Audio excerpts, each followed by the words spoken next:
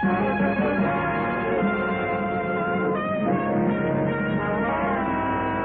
Bob Hope Show. Transcribed direct from Hollywood with Les Brown and his band of renown.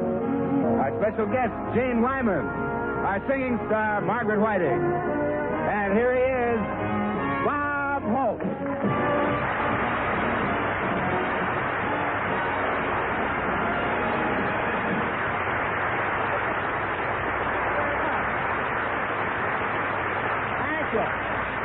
Thank you very, very much, ladies and gentlemen. I want to tell you, I've had a busy week. I flew down to Dallas to attend the Bankers Convention. Now, the bankers really held quite a convention. Even the confetti was in triplicate, and they really celebrated.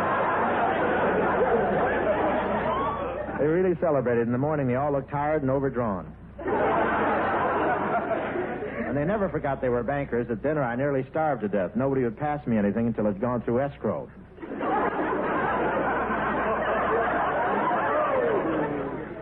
And they held a big parade down the main street. It was an inspiring sight. The bankers marching, the flags flying, the band playing.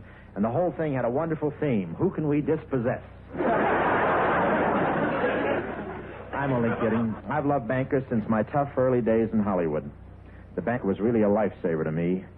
Just as my shoes wore through, they started putting out size 9.5 blotters.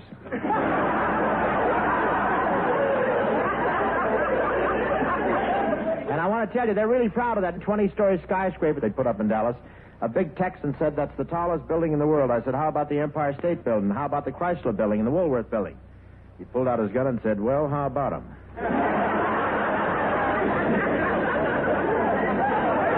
And you know something? I didn't have an answer. I had a wonderful visit down there. What fine people. You know how some people sneer at you if you haven't got $1 million? Not Texans.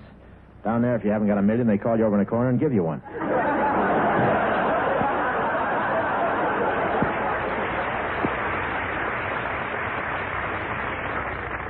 And what presents they give each other. One oil man just thought of a nice trinket for his wife. He's having Rhode Island gift wrapped.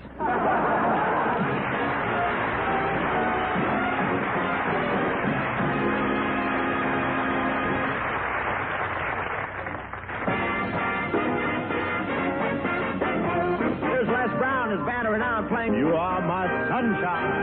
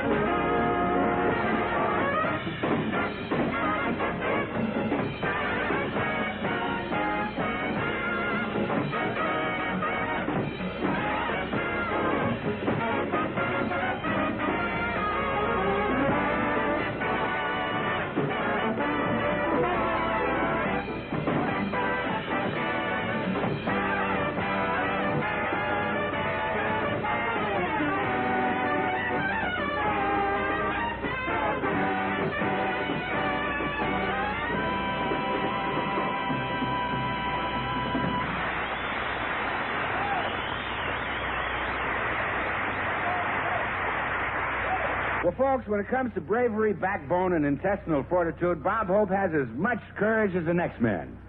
Especially if that next man happens to be Casper Milquetoast. But I am getting a little ahead of our story, which really began this morning when I arrived at Bob's home in North Hollywood.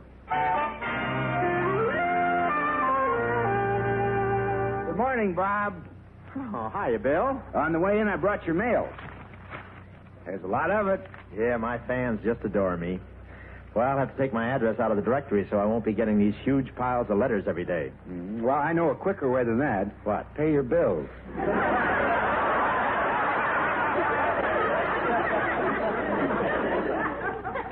Oh, say, here's a note from your dentist, Dr. Pincus.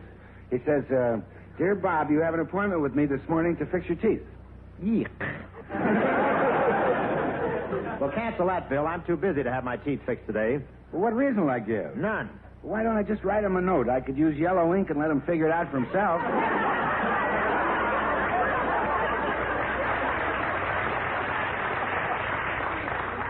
What's the matter, Bob? You afraid of the dentist? Me afraid? Don't be silly, Bill. A little pain never bothered me. Oh, no, then how come you fainted twice while you were plucking your eyebrow? Anyway, I don't think my teeth need fixing. Let me look in this mirror. Looks like the stock room at the Chiclet factory. Boy, what fangs. I look like Lassie in CinemaScope.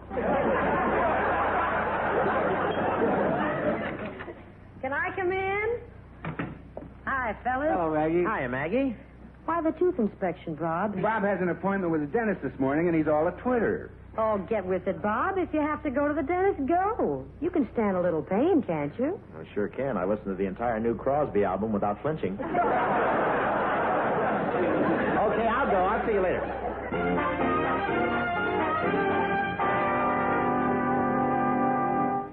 Dr. Pincus will be with you in a few minutes, Mr. Hope. Just sit down and I'll call you. Thank you. Hello, Bob. Well, Jane Wyman, well...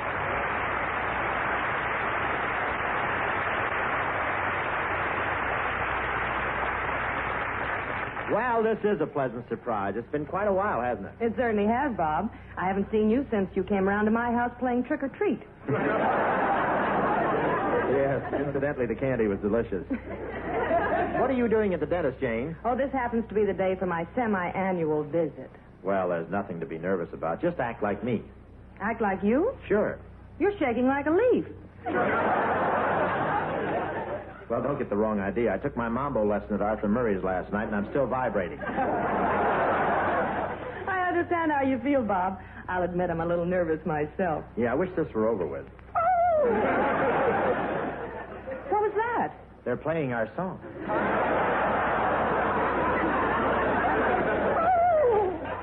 Oh, doctor! Gee, Bob, I thought Dr. Pincus was a painless dentist. Yeah, he could be. Maybe she's not a patient.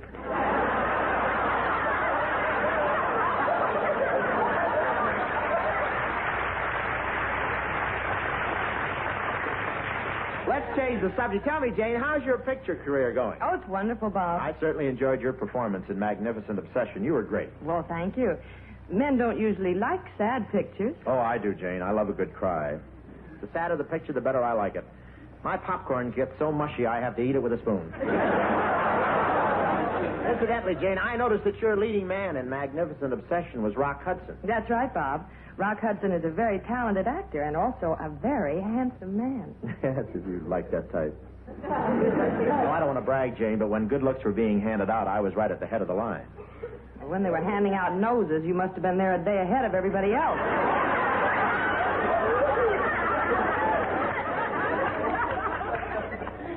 You're speaking of the cheese slicer I love. By the way, Jane, how'd you like to be the guest star in my next radio show? Drop around to my house this afternoon and we'll discuss it after we've finished with the dentist. Okay, I'll be there. Gee, it's a long wait, huh? These are awfully hard, uncomfortable chairs. Yes, I suggested a way to make people feel more comfortable on these hard chairs, but the doc wouldn't do it. Why not? He said it would require too much Novocaine.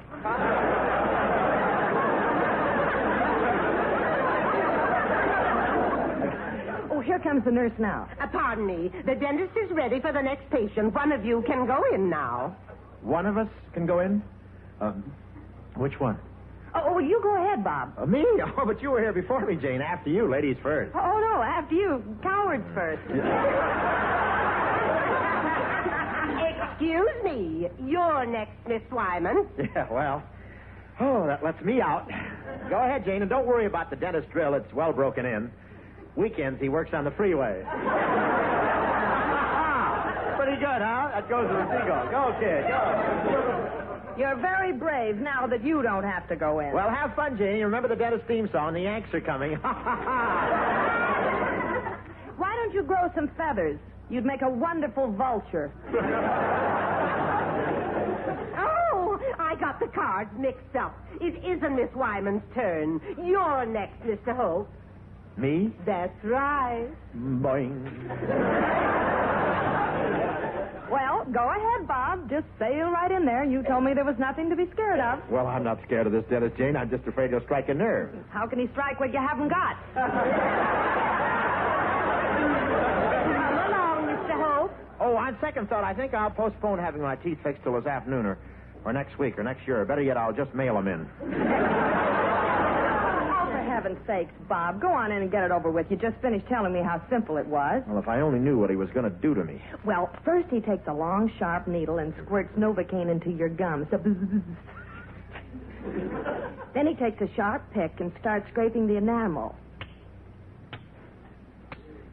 And then he starts drilling.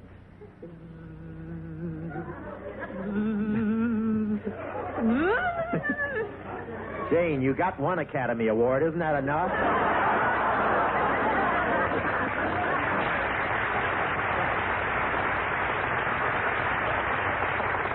Well, here I go. Make yourself comfortable, Miss Wyman. We'll be with you in a few minutes. Thank you. No! Please, Doc, you're killing me. Oh! Just relax, Bob. Good grief. Oh, no, Doc, don't. Oh, I can't stand it. Oh. I'm going to find out what's going on in there.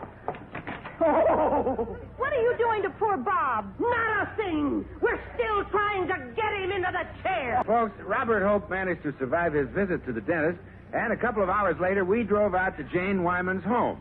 Now, Jane lives in the ultra-fashionable suburb Bel Air, one of the most exclusive residential districts in California. It was about 3 o'clock in the afternoon when we got there.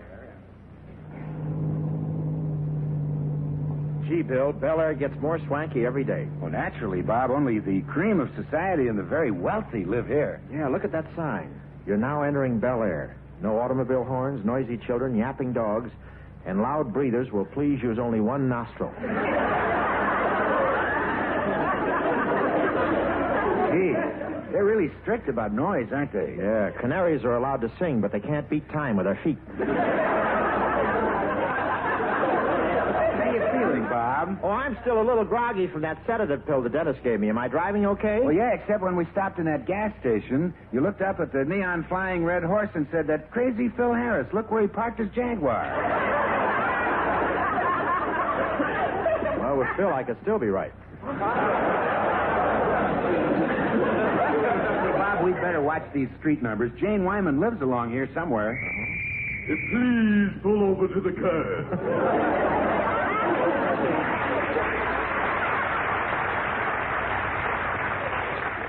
Now, wait a minute, officer. I wasn't... Please keep your voice down to a moderate level. You're in Bel Air.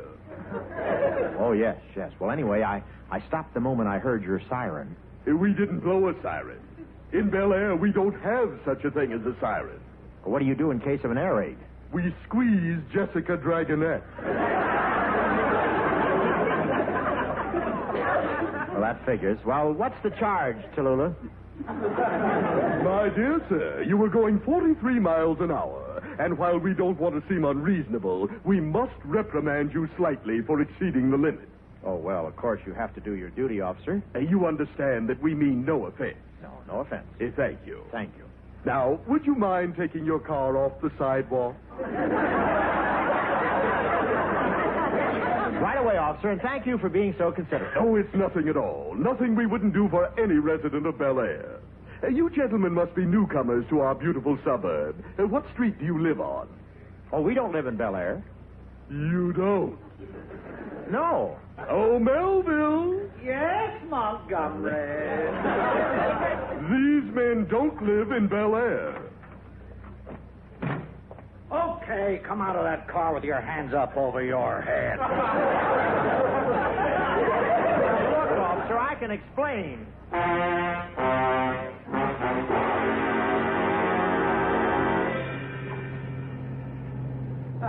Gee, that was too bad, Bob. You know, we were delayed 45 minutes in that police station. Yeah, 5 minutes while they fined me and 40 minutes while they gave me a bath. Well, here we are, Bill. This is Jane Wyman's house right here. Boy, what a neighborhood. That's Jimmy Stewart's house over there. Where's Jimmy now? What's he doing up on the roof? That's the television aerial. Say, by the way, Bob, how much money are you going to offer Jane to be on your show? Oh, the usual. Oh, well, I'll wait in the car with the motor running. Later. Oh, I'll be right out, Bill, as soon as I get her to sign on the dotted line.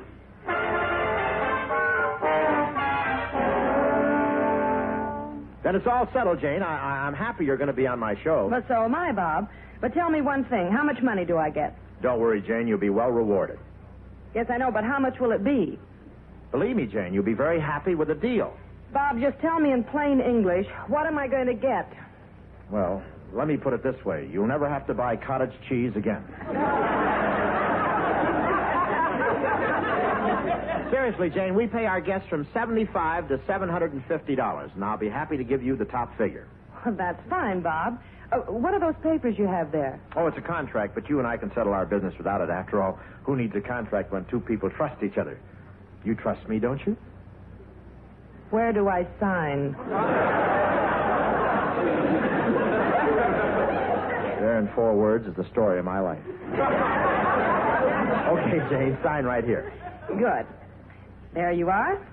I wouldn't insist on this, Bob, except the last 3 times I was on your show, I didn't get paid at all. Well, I'm sorry, Jane, but you see, the man who handles my income tax also makes out the checks, and he's been out of town for a while.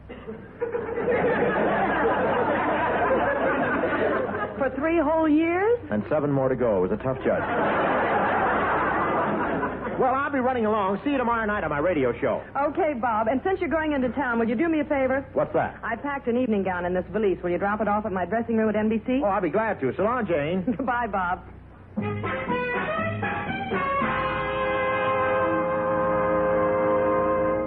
Gee, I must have stayed in Jane's house longer than I thought. It's dark. I'll go out the side gate here. There's someone sitting in that car parked across the street. I wonder who it is. Say, pardon me, could I ask you something? Yes?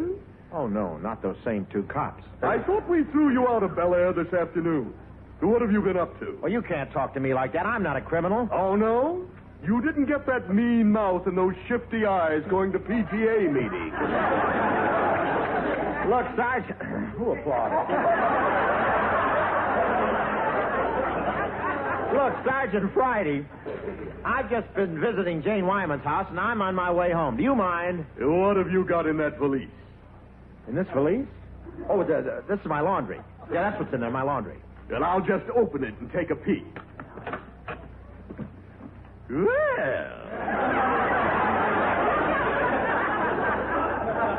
A pink chiffon evening gown.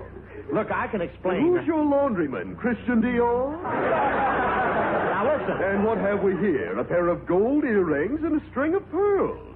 You've got quite a wash this week. Well, Bobo Rockefeller goes to the same laundromat, and I didn't want to look cheap. Look, before you flip your badge, why don't you go in and ask Miss Wyman if I'm telling the truth? We'll phone her from the station house. Come along, you, and bring that crazy laundry.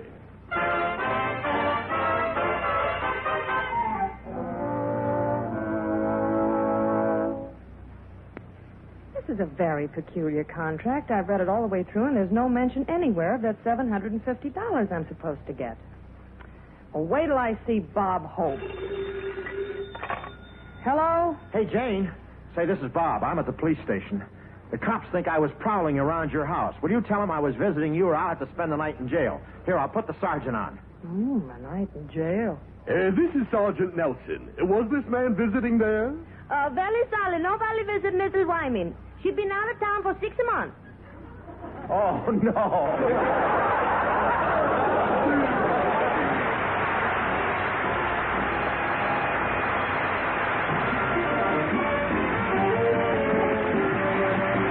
The Bob Hope Show is brought to you through the United States Armed Forces Radio and Television Service.